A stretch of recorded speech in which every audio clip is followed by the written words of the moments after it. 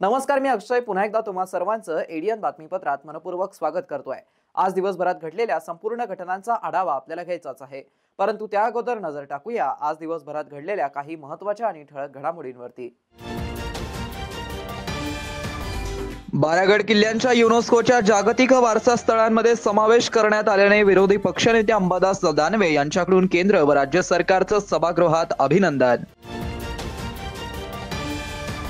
तर जनसुरक्षा विधेयकावरती 12,000पेक्षा जास्त आक्षेपांवरती जनसुनावणीच घेण्यात आली नाहीये। जनसुरक्षा विधेयकाच्या आंबेडकरवादी संघटनांच्या वतीने विधेयकाला विरोध करत क्रांती चौक येथे जनसुरक्षा विधेयकाची होळी। आता बघूया सविस्तर बातम्या।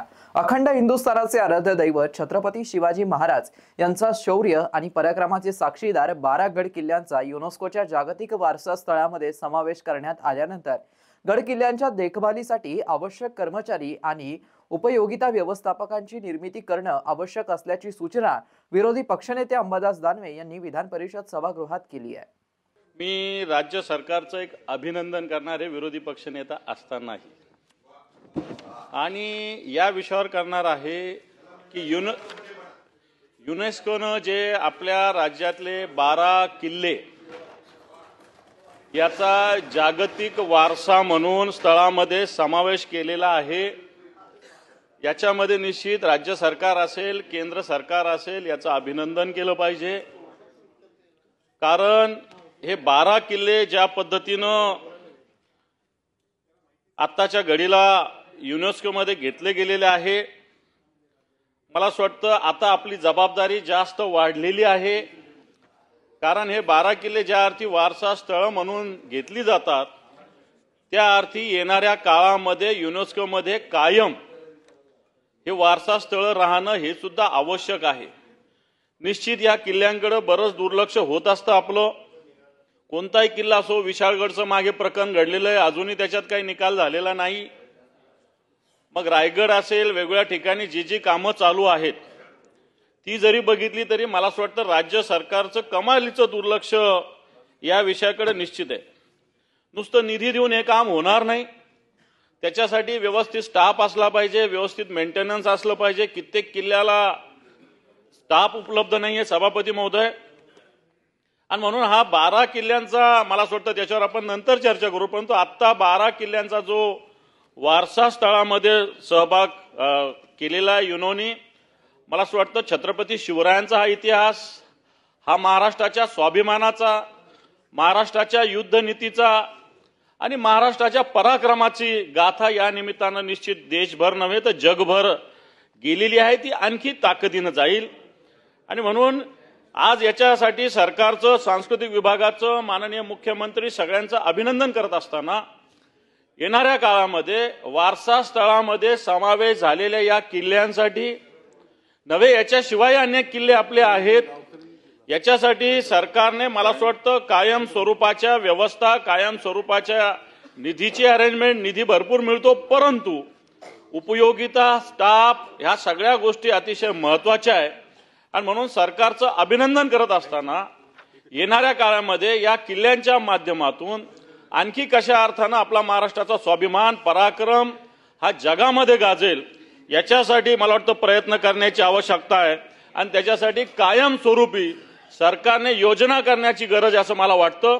मी पुन्हा एकदा समस्त सगळ्या सभागृहाचं, सरकारचं मनपूर्वक अभिनंदन करतो की या 12 किल्ल्यांचा युनेस्कोने समावेश केलेला आहे। धन्यवाद सभापती महोदय। शासनाने उद्योगासाठी अधिग्रहित केलेल्या जमिनी अधिग्रहित केलेल्या रकमेपेक्षा जास्त दिल्या जातात। राज्य सरकारने MIDC निर्माण करण्यासाठी राज्यात पैशांची उधळपट्टी केली असल्याचा आरोप विरोधी पक्षनेते अंबादास दानवे यांनी विधान परिषद सभागृहात केला असून दिंडोरी आणि सिन्नर या दोन MIDC साठी शासनाने जमीन अधिग्रहित केली असल्याचं म्हटलंय। मात्र येथे एकही नवीन उद्योग आलेला नाहीये। MIDC विभागाचं हे धोरण अत्यंत चुकीचं असून राज्यातील भूखंड हडपणारी टोळी तयार झाली आहे। ही टोळी सांगेल तिथे MIDC विभाग जमीन अधिग्रहित करत आहेत। अशा अपयशी धोरणामुळे राज्य सरकारला महसूल मिळवण्यात अपयश आलं आहे का, असा प्रश्न आज विधान परिषद सभागृहामध्ये उपस्थित केला आहे। सभापती महोदय, मंत्री महोदयांनी जे उत्तर दिलं याच्यावर माझा आक्षेप असा आहे की त्यांनी MIDCचं वॉटर सप्लाय रॉयल्टी कॉर्पोरेशन्स नगरपालिकांना द्यावी लागते असं म्हटलेलं आहे, परंतु MIDC तीच उद्योगाकडून वसूल सुद्धा जास्त दराने करते सभापती महोदय। त्याच्यामुळे यांनी जे उत्तर दिलेलं आहे वॉटर सप्लायची रॉयल्टी MIDC वेगवेगळ्या इंडस्ट्रीकडून जे कॉर्पोरेशन किंवा नगरपालिका स्थानिक स्वराज्य त्याच्यापेक्षा जास्त दराने वसूल करते एक। त्यामुळे त्यांनी MIDC जे आताच्या घडीला MIDC अडचणीत आहे तिच्यावर कर्ज याला हे कारण सांगणं संयुक्तिक नाही। याच्यात पहिलाच प्रश्न आजच्या प्रश्नोत्तरात आहे सभापती महोदय, चंद्रपूरमध्ये 30 वर्षापासून इंडस्ट्रियल एरिया आहे, त्यातले फक्त 30 भूखंड आहेत, त्यातले फक्त 10 दिलेले आहे। माझा आपल्या मार्फत प्रश्न आहे, एक सबसिडाइज लँडचा मुद्दा यांनी उपस्थित केला। सभापती महोदय, जे आपण भूसंपादन करतो याच्यापेक्षा जास्त दरांनीच आपण कोणती प्रकारचे भूखंड देत असतो, त्यामुळे हा सुद्धा मुद्दा चुकीचा आहे। सभापती महोदय, याच्यात एक स्पष्टपणे आहे की MIDCनं मागच्या काळात मोठी उधळपट्टी केली आहे। एक उदाहरण मी देतो, याचं उत्तर मंत्री महोदयांनी द्यावं। सिन्नर आणि दिंडोरी दोन MIDC साठी राज्य सरकारने MIDC साठी जागा अधिग्रहित केली। सभापती महोदय, या जागा अधिग्रहण करत असताना आतापर्यंत इथं किती उद्योग आले तर मी सांगेल कोणतेच उद्योग आलेले नाही सभापती महोदय। आणि म्हणून अशा पद्धतीनं MIDCचं हे चुकीचं धोरण, काही भूखंडवाल्या एक टोळी या महाराष्ट्रामध्ये फिरते आणि ते जसं सांगेल तसं MIDC भूसंपादन करते, त्याच्यामुळे आजच्या घडीला MIDC परिस्थिती झालेली आहे। म्हणून माझा प्रश्न आहे की सिन्नर सारखे असेल, दिंडोरी असेल, आजच्या प्रश्नोत्तरात चंद्रपूर आहे, अशा MIDC मध्ये 30 वर्ष झाले आणि हे सिन्नर आणि दिंडोरीचं आताच आहे। अशा प्रकारच्या धोरणातून राज्य सरकारला मला असं वाटतं महसूल मिळवण्यात अपयश आलेलं आहे का? लोकशाही संपुष्टात आणण्यासाठी संविधान विरोधी महाराष्ट्र सरकारनं 10 जुलै 2025 रोजी जनसुरक्षा विधेयक महाराष्ट्राच्या विधानसभेत बहुमताने मंजूर केला। मुळात विधेयकावरती 12,000पेक्षा जास्त सूचना व आक्षेपांवरती जनसुनावणीच घेण्यात आली नाही। त्यामुळे जनतेच्या मनात विधेयकाबाबत शंका असल्याचं कारण समोर करत आंबेडकरवादी संघटनांच्या वतीने क्रांती चौक येथे जनसुरक्षा विधेयकाची होळीच करण्यात आली आहे। महाराष्ट्र सरकारनं 10 जुलै 2025 रोजी जनसुरक्षा विधेयक महाराष्ट्राच्या विधानसभेत बहुमताने मंजूर केलंय। सदर विधेयकाच्या विरोधात क्रांती चौक येथे तीव्र आंदोलन करत आंबेडकरवादी संघटनांच्या वतीने क्रांती चौक येथे जनसुरक्षा विधेयकाची होळी करण्यात आली। सदर विधेयक रद्द न केल्यास आंबेडकरी पक्ष संघटना सर्व आघाड्यांवरील लढाई लढणार असल्याचा निर्वाणीचा इशारा या सरकारला देत जनसुरक्षा विधेयकाची होळी करण्यात आली आहे। या प्रसंगी दिनकर, ओंकार प्रकाश निकाळजे, मिलिंद दाभाडे, गौतम खरात, गौतम लांडगे, कृष्णा बनकर, विजय वाहुळ, पंकज बनसोडे, विशाल इंगळे, अरविंद कांबळे, राहुल साळवे, इंद्रकुमार जेवरीकर, धनंजय बोर्डे, अरुण शिरसाट, नाना म्हस्के, विजय शिंदे, प्रमोद मगरे, लखन दांडगे, बाळू वाघमारे, नवल सूर्यवंशी, बाळू दाभाडे, सचिन भुईगळ, सोनू नरवडे, कपिल बनकर, बाळू दाभाडे, सुनील साळवे, अंकुश शिंदे, मच्छिंद्र बनकर, गुल्लू वाकेकर, प्रमोद तायडे, गौतम कहाळे, आशुतोष नरवडे, विशाल रगडे, शुभम मगरे, प्रथम कांबळे, नितीन साळवे, प्रमोद सदाशिवे, राज हिरे, नरेश पाखरे, अविनाश दांडगे, सतीश जाधव, प्रमोद वासनकर, संदीप वाहुळ, प्रीतम वाघमारे, सिद्धार्थ रत्न पारखे, राहुल गायकवाड, अभिमन्यू अंभोरे आदी आंबेडकरी चळवळीतील नेते आणि कार्यकर्ते उपस्थित होते। जो जनसुरक्षा कायदा भारतीय जनता पार्टीने या ठिकाणी पारित केलेला आहे तो भाजप सुरक्षा कायदा आहे। लोकशाहीची हत्या करणारा जो कायदा आहे, देशामध्ये यापूर्वी अनेक कायदे अस्तित्वात होते, परंतु अर्बन नक्षलवाद आणि माओवाद्यांच्या नावावरती हे एकंदरीत लोकशाहीची गळचेपी निर्माण करणारा हा कायदा यांनी या ठिकाणी काढलेला आहे। आतापर्यंत ज्या ज्या पद्धतीनं लोकशाहीची हत्या भारतीय जनता पार्टीने केलेली आहे। वारंवार आंबेडकरी समुदायाच्या चळवळीच्या वतीने त्यांचा विरोध आम्ही रस्त्यावरती उतरून केलेला आहे। या माध्यमातून आम्ही जनतेला देखील आवाहन करतो की येणाऱ्या काळामध्ये ज्या ज्या वेळेस तुम्हाला तुमच्या हक्क आणि प्रश्नांच्या संदर्भाने लढा उभारावा लागेल त्यावेळेस हे तुम्हाला उचलून हे डांबतील आतमध्ये तुरुंगामध्ये। हा अतिशय घातक असा कायदा आहे। हा कायदा जो आहे ही आधुनिक पेशवाई आहे, हिटलरशाहीचा हा प्रकार आहे। भारतीय जनता पार्टीचा आणि त्यांच्या संबंध जे काही यंत्रणा आहे त्यांचा आम्ही या ठिकाणी निषेध व्यक्त करतो आणि यापुढे देखील जर या पद्धतीने या कायद्याच्या पुढे जर यांनी काही पावलं उचलण्याचा प्रयत्न केला तर आंबेडकरी चळवळीच्या वतीने त्यांचा मोठ्या प्रमाणामध्ये आम्ही विरोध करतो। या गोडस नावाने काळा कायदा महाराष्ट्र शासनाने या ठिकाणी पारित केलेला आहे। हा कायदा, या कायद्याला पूर्वी पर्यायी कायदे होते बरेचसे, झोपडपट्टी दादा, सीडी, ईडी जे काय असेल ते सगळे कायदे होते। या कायद्याची मोकाई होता, या कायद्याची गरज का भासली याचं कारण आहे की याचं संशोधन केलं। जे कामगार आहेत, कामगार चळवळी चालणारे आहेत, जे श्रीमंत लोक आहेत भारतातले, त्या लोकांच्या कारखान्याला सुरक्षता मिळावी, त्या लोकांना सुरक्षण मिळावं, कोणी कारखान्यावर आंदोलन करू नये, कोणी रोडवर येऊ नये आणि या भाजपला रोखू नये यासाठी हा जनसुरक्षा कायदा या महाराष्ट्र शासनाने आणलेला आहे। आणि हा कायदा सर्वसामान्यांसाठी काळा कायदा आहे। शेतकऱ्यांना कारखानदाराकडून ऊसाचे पैसे मिळावेत या मागणीसाठी स्वाभिमानी शेतकरी संघटनेकडून साखर उपआयुक्त कार्यालयासमोर तीव्र आंदोलन करण्यात आलं। यावेळी संघटनेच्या वतीने माध्यमांशी बोलताना त्यांच्या मागण्यांबाबत अधिक माहिती देण्यात आली आहे। या महाराष्ट्राला न शोभणार आणि या सरकारला न शोभणार आहे। खऱ्या अर्थाने कष्टाचे पैसे काम करून 12 महिने 15 महिने त्या ऊसाला पाणी देऊन रात्रंदिवस एक करून ते पीक आणून शेतकरी कारखानदाराच्या ताब्यात देतो। कारखानदाराचा कायदा असून सुद्धा 15 दिवसाचा कायदा असून सुद्धा कारखानदार शेतकऱ्याला पैसे देत नाही आणि शेतकऱ्याला ठेंगा दाखवण्याचं काम कारखानदार करत आहे। आज ऊस जाऊन 7 महिने झाले, कारखान्याने ऊस घेऊन गेले, 15 दिवसाचा नेम असून सुद्धा अद्याप अजून शेतकऱ्यांना पैसे ऊसाचे बिल मिळालं नाही। आज 7वा महिना उजाडला, शेतकऱ्यांच्या कष्टकऱ्यांच्या आज कोणाचे दवाखान्याचे काम आहे, कोणाचे हॉस्पिटलचे काम आहे, कोणाच्या मुलाच्या शिक्षणाचे काम आहे। आज पेरणी तोंडावर आहे, पेरणीसाठी बी बियाणं नाही, शेतकऱ्यांना खत खरेदी करण्यासाठी आज पैसे नाही। शेतकरी खऱ्या अर्थाने आज आर्थिक संकटात असताना सुद्धा कारखानदार त्यांना सहकार्य करत नाही आणि ज्यासाठी साखर प्रशासन नेमलं तेही शेतकऱ्यांच्या बाजूने उभा राहत नाही, त्यांची आर्थिक तडजोड करून हे कारखानदाराच्या बाजूने उभा राहत आहे। म्हणून आम्हाला एकच विनंती करायची तुमच्या माध्यमातून की शेतकऱ्यांना शेतकऱ्यांच्या कष्टकऱ्यांचे पैसे, त्यांच्या कष्टाचे पैसे त्यांना तात्काळ मिळावेत। जोपर्यंत शेतकऱ्यांना कष्टाचे पैसे त्यांना मिळत नाही तोपर्यंत हे आमरण उपोषण असंच चालू राहील आणि आज आम्ही आमरण उपोषणाला बसलेलो आहोत। आमची जोपर्यंत सहनशक्ती आहे तोपर्यंत आम्ही आमरण उपोषण करू आणि तिथून पुढे आंदोलनाची दिशा चेंज करून आम्ही आंदोलन हे उग्र करणार आहोत। हे साखर प्रशासनाला आणि कारखानदाराला इशारा आहे। शहरवासियांना एक सुवर्ण संधी। तुम्ही एखादा व्यवसाय करताय का? मग एडीएन वरती जाहिरात करा आणि मिळवा व्यवसायात मोठा फायदा। तर वाट कसली बघत आहात? आताच खाली दिसत असलेल्या नंबरवरती संपर्क साधा। आपल्याला अजूनही काही बातम्यांचा आढावा घ्यायचा आहे, परंतु इथे वेळ झाली आहे एका छोट्याशा ब्रेकची। कुठे जाऊ नका, पाहत रहा एडीएन न्यूज।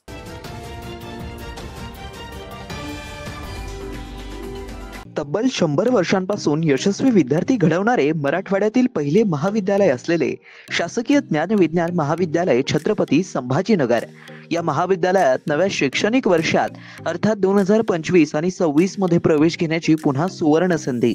BA, BSc आणि MA साठी प्रवेश खुले आहेत। BA मध्ये निवडा तुमच्या आवडीचे विषय, भाषा विषयाबरोबरच इतिहास, मानसशास्त्र, समाजशास्त्र आणि बरंच काही। मराठी आणि इंग्रजी माध्यमांसाठी स्वतंत्र वर्ग।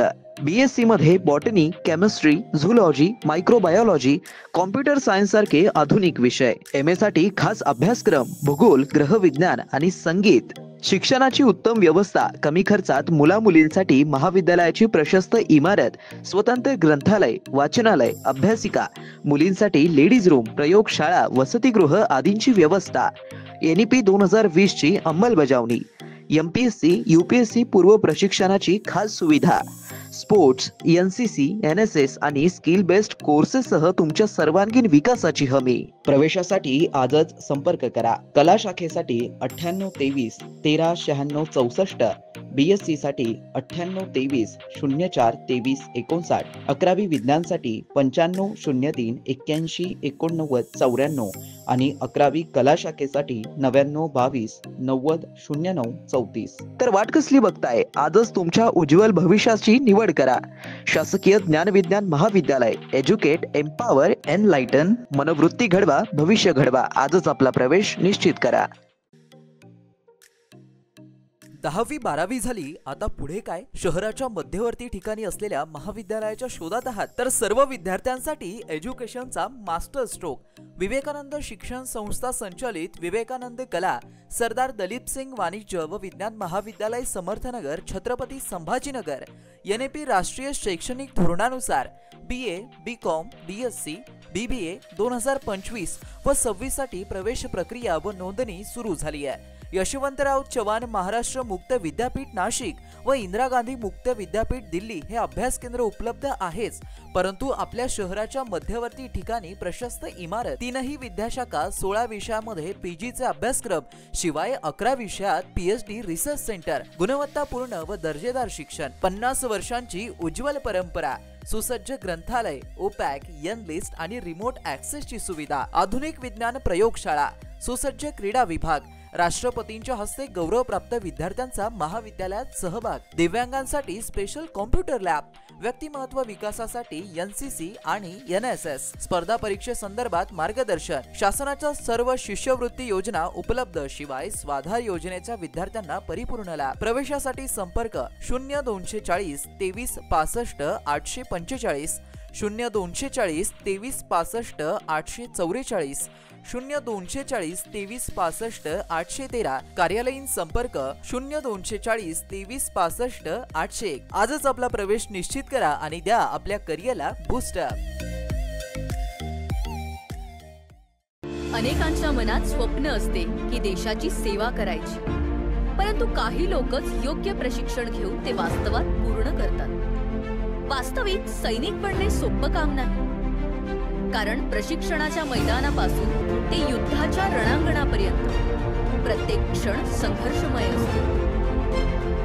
फक्त जो इमानदार, समजूतदार असेल आणि ज्याची इच्छाशक्ती प्रबळ असेल असाच व्यक्ती या क्षेत्रात टिकू शकतो. प्रत्येक वर्षी अनेक परीक्षार्थ्यांना यश प्राप्त होते, ते फक्त आणि फक्त गरुडचे अकॅडमी. पंख आम्ही देतो, उंच भरारी तुम्ही घ्या.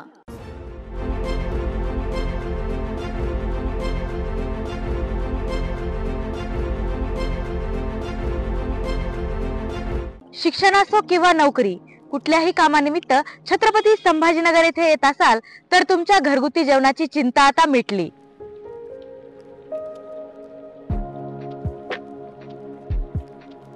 नमस्कार, मी पूजा दाता. माझं कॉलेजचे शिक्षण पूर्ण झाल्यावर मी काही वर्ष नोकरी केली, काही वर्ष गृहिणी होते आणि नंतर रुचिरा स्वयंपाकघर सुरू केलं. रुचिरा स्वयंपाकघर सुरू करण्यामागे उद्देश व्यवसाय हा नव्हता, माझी आवड हा महत्त्वाचा उद्देश होता. तो मी स्वतःच्या जागेत 2009 सालापासून खडकेश्वर येथे सुरू केला. तेव्हा अतिशय छोट्या प्रमाणात सुरू झाला होता तो. त्याचं स्वरूप आता खूप मोठं झालंय. आपल्या आजूबाजूला गव्हर्नमेंट ऑफिसेस, शिकणारे विद्यार्थी हे बरेच असल्यामुळे त्यांना त्यांच्या घरासारखं स्वयंपाक जेवण इथे मिळतं, म्हणून बरेच सारे लोक लंच ब्रेकमध्ये येतात. रुचिरा स्वयंपाकघरात कटाक्षाने मी क्वालिटी आणि क्वांटिटी मेंटेन करण्याचा प्रयत्न करते. क्वालिटी अतिशय उत्तम स्वयंपाकाची राहण्यासाठी ताजा भाजीपाला, अतिशय उत्तम सगळा किराणा असा मी तिथे आणत असते आणि त्याचं रूपांतर आजच्या रुचिराच्या यशाकडे झालेलं आहे. आपल्याकडे येणारा वर्ग हा जास्तीत जास्त नोकरदार वर्ग आणि विद्यार्थी आहेत. ते घरापासून दूर असतात. काही लोकांच्या बदल्या होऊन संभाजीनगरला आलेले असतात किंवा शिक्षणानिमित्त आलेले असतात. तर त्यांना आपल्या रुचिरा स्वयंपाकघरात घरच्यासारखं गरम, ताजं आणि चांगल्या चवीचं, घरच्यासारख्या चवीचं जेवण उपलब्ध होतं आणि त्यांच्या लंच ब्रेकमध्ये अर्धा तासात ते जेवून जाऊ शकतात. इतकाच वेळ तिथे लागतो जेवणासाठी. खूप वेटिंग वगैरे करावं लागत नाही. रुचिरा स्वयंपाकघरात काम करणारी लोक सुद्धा आपल्या घरचं काम असल्यासारखं मनापासून व आवडीने करतात. तसंच रुचिरा स्वयंपाकघरात काम करणाऱ्या लोकांना तिथून जे उत्पन्न मिळतं त्यामुळे त्यांच्या आयुष्याचा चांगला भाग तो झालेला आहे आणि ते अतिशय चांगल्या रीतीने आपलं आयुष्य जगतात. त्यामुळे त्यांना रुचिरा स्वयंपाकघराबद्दल जास्त आत्मीयता वाटते. रुचिरात बनवलेले मसाले 80% असतात आणि 20% बाहेरचे मसाले असतात आणि थोडीशी चव चटकदार होण्याच्या दृष्टीने माझा प्रयत्न असतो, कारण तरुण वर्ग आपल्याकडे जास्त येत असतो. घरगुती जेवणाच्या चवीसाठी एकदा अवश्य भेट द्या रुचिरा स्वयंपाकघर येथे. मस्त मास्क पहना रे तूने. Thank you sir. वो जान बचाने के लिए पहनना पड़ता है ना सर. रेडीमेड है या टेलर मेड है? ऑनलाइन ऑर्डर किया है सर. एक और है क्या? है ना सर. देना. बहुत मस्त लगे आपको. ये ना सर. सर ये ना भाई, जान बचाने के लिए बाइक चलाते वक्त सिर्फ खोपड़े पे मास्क पहनेगा तो खोपड़े को कौन बचाएगा? समझ गया सर. हेलमेट ऑनलाइन ऑर्डर कर, वरना हमेशा के लिए ऑफलाइन हो सकता है. Okay sir. ये ले. चल हम ये भी ऑनलाइन भर दे. हेलमेट पहने, ट्रैफिक नियमों का पालन करे, जिंदगी के सफर को सुरक्षित रखे.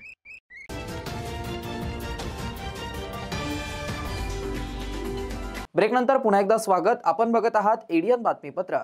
रेल्वे बोगीच्या वर अडकलेल्या चेंडू काढताना शॉक लागून चिमुकला मृत्युमुखी पडल्याची घटना गुरुवारी सायंकाळी 6च्या सुमारास ही घटना बीड बायपास लगतच्या रेल्वे स्टेशन परिसरात घडली आहे. छत्रपती संभाजीनगर रेल्वे बोगीवरती अडकलेल्या क्रिकेटचा चेंडू काढताना विजेचा धक्का बसून गंभीर जखमी झालेल्या 10 वर्षीय अयान सलीम शेख याचा उपचारादरम्यान मृत्यू झाला. गुरुवारी सायंकाळी 6च्या सुमारास ही घटना बीड बायपास लगतच्या रेल्वे स्टेशन परिसरात घडली होती. रविवारी दुपारी त्याचा घाटी रुग्णालयात मृत्यू झाला. या प्रकरणी सातारा पोलीस ठाण्यात अपघाती मृत्यूची नोंद करण्यात आली आहे. मिळालेल्या माहितीनुसार सादातनगर येथील काही मुले रेल्वे स्टेशनच्या आवारात क्रिकेट खेळत होती. खेळताना चेंडू मालगाडीच्या डब्यावर जाऊन अडकला. चेंडू काढण्यासाठी आयान याला मुलांनी मदतीने वर चढवला. याच दरम्यान त्याचा संपर्क डब्याच्या वरील विद्युत तारेशी झाला. त्यामुळे त्याला जोरदार विजेचा शॉक बसला आणि तो भाजून खाली फेकला गेला. त्याचे मित्र धावत जाऊन प्रौढांना त्यांनी माहिती दिली. आयानला तातडीने घाटी रुग्णालयात दाखल करण्यात आलं. मात्र उपचार सुरू असतानाच त्याचा दुर्दैवी मृत्यू झाला होता. महाराष्ट्राचे आराध्य दैवत हिंदू राष्ट्र स्थापन करणारे छत्रपती शिवाजी महाराज यांच्या स्पर्शाने पावन झालेल्या 12 गड किल्ल्यांना जागतिक पातळीवरती युनेस्कोने ऐतिहासिक वारसा स्थान म्हणून घोषित केलं. याबद्दल छत्रपती संभाजीनगर शहरातील 5 मंडळात फटाके फोडून मिठाई वाटप करत जल्लोष साजरा करण्यात आलाय. यावेळेस देशाचे पंतप्रधान नरेंद्र मोदी तसेच महाराष्ट्राचे मुख्यमंत्री देवेंद्र फडणवीस यांचे विशेष आभार व्यक्त करण्यात आले.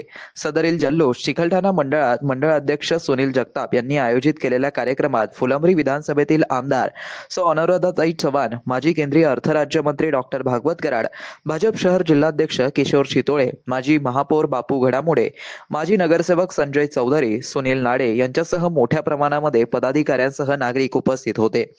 गारखेडा मंडळात मंडळ अध्यक्ष संजय बोराडे यांनी आयोजित केलेल्या कार्यक्रमात महाराष्ट्र राज्याचे कॅबिनेट मंत्री अतुल सावे यांच्यासह पदाधिकारी उपस्थित होते. सिडको मंडळात मंडळ अध्यक्ष अमेय देशमुख यांनी आयोजित केलेल्या कार्यक्रमात माजी नगरसेवक व पदाधिकारी उपस्थित होते. कैलासनगर राजा बाजार मंडळात मंडळ अध्यक्ष निखिल महाले यांनी आयोजित केलेल्या कार्यक्रमात माजी नगरसेवक व पदाधिकाऱ्यांसह नागरिक उपस्थित होते. हडको मंडळात मंडळ अध्यक्ष सतीश ताठे यांनी आयोजित केलेल्या कार्यक्रमात विधान परिषद आमदार संजय केनेकर यांच्यासह माजी नगरसेवक व पदाधिकारी व मान्यवर नागरिक उपस्थित होते. छावणी नगर परिषद छत्रपती संभाजीनगर महानगरपालिकामध्ये विलीनीकरण होण्याची प्रक्रिया सुरू आहे. या प्रक्रियेला वेळ लागेल, परंतु छावणी नगर परिषदची सुरू असलेल्या एका शाळेमध्ये आयुक्त तथा प्रशासक जी श्रीकांत यांनी लगेच आजपासून शालेय पोषण आहार वितरण करण्यास सुरुवात केली आहे. ही शाळा छावणी नगर परिषदची होती, परंतु या शाळेस शालेय पोषण आहार मिळत नव्हता. म्हणून छावणीच्या मुख्य कार्यकारी अधिकारी आकांक्षा तिवारी या विद्यार्थ्यांना शालेय पोषण आहार मिळवण्यासाठी खूप प्रयत्न करत होत्या. छावणीचे महानगरपालिकामध्ये विलीनीकरण करण्यासाठी प्रक्रिया सुरू झाल्यानंतर लगेच मनपाच्या वतीने शालेय पोषण आहाराची स्वतः आयुक्त यांनी विद्यार्थ्यांना खिचडी व मिठाई देऊन सुरुवात केली. यावेळी छावणी नगर परिषदच्या मुख्य कार्यकारी अधिकारी आकांक्षा तिवारी उपस्थित होत्या. तसेच शाळेसाठी डिजिटल बोर्ड आणि व्हाईट बोर्ड वॉटर फिल्टरची आवश्यकता असल्याचं सांगितलं असता आयुक्त तथा प्रशासक यांनी उपायुक्त अंकुश पांढरे यांना याबाबत निर्देश दिले. यावेळी मार्गदर्शन करताना आयुक्त पुढे बोलताना म्हणालेत की विद्यार्थ्यांना स्मार्ट शिक्षण मिळालं पाहिजे, विद्यार्थ्यांची गुणवत्ता वाढली पाहिजे आणि विद्यार्थ्यांनी सुद्धा मोठी स्वप्ने पाहिली पाहिजे. मनपाच्या शाळेसोबतच या शाळांचाही स्मार्ट शाळा करण्यासोबतच बेस्ट शाळा करण्याचा प्रयत्न केला जाईल. या प्रसंगी छावणी परिषदेचे नामनिर्देशित सदस्य प्रशांत तारगे, मनपाचे उपआयुक्त तथा शिक्षण विभाग प्रमुख अंकुश पांढरे, नियंत्रण अधिकारी गणेश दांडगे, शिक्षण अधिकारी भारत तिनगोटे, छावणी अधीक्षक वैशाली केनेकर, विस्तार अधिकारी रामनाथ थोरे, कार्यक्रम अधिकारी ज्ञानदेव सांगळे, अन्नामृत फाउंडेशनचे प्रमुख पोटभरे तसेच मुख्याध्यापक लक्ष्मीकांत ननावरे व प्रियंका तारगे आणि पालक व विद्यार्थी उपस्थित होते. शेवटी पुन्हा एकदा नजर टाकूया आज दिवसभरात घडलेल्या काही महत्त्वाच्या आणि ठळक घडामोडींवरती. बारागड किल्ल्यांच्या युनेस्कोच्या जागतिक वारसा स्थळांमध्ये समावेश करण्यात आल्याने विरोधी पक्षनेते अंबादास दानवे यांच्याकडून केंद्र व राज्य सरकारचं सभागृहात अभिनंदन. तर जनसुरक्षा विधेयकावरती 12,000पेक्षा जास्त आक्षेपांवरती जनसुनावणीच घेण्यात आली नाहीये. जनसुरक्षा विधेयकाच्या आंबेडकरवादी संघटनांच्या वतीने विधेयकाला विरोध करत क्रांती चौक येथे जनसुरक्षा विधेयकाची होळी. आणि याबरोबरच हे बातमीपत्र इथेच संपलं. पुन्हा भेटूया पुढील बातमीपत्रात. तोपर्यंत पाहत रहा आपल्या हक्काचं बातमीपत्र एडीएन न्यूज.